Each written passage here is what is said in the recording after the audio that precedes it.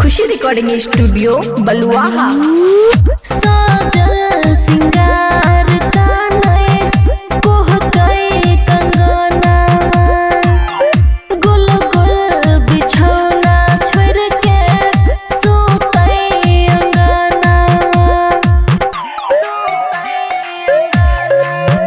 हे गई साजल सिंगार कानए कोह कई कंगना गुल गुल बिछौना छोड़ के सोतई अंगना खुला रसगुल्ला देख के जसकई नहीं छै भौजी खुला रसगुल्ला देख के जसकई नहीं छै भौजी आसकत के मारे सोइया घस कई नहीं छै भौजी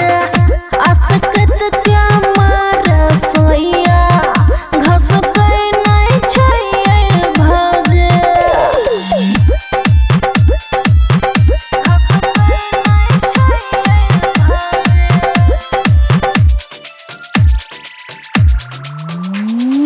चढ़ल जवानी हमर माटी में मिल गेलै एप्पल के नेपाल सैया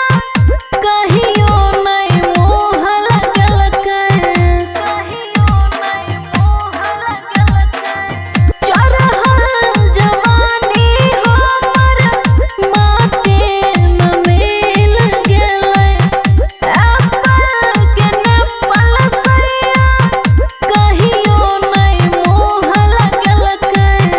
चोली के सियैना हमर मसकै नहीं छै भाजे चोली के सियैना हमर मसकै नहीं छै भाजे आसकत के मारे सोइया घसकै नहीं छै भौजी आसकत के मारे सोइया घसकै नहीं छै भौजी। खुशी रिकॉर्डिंग स्टूडियो बलुआहा।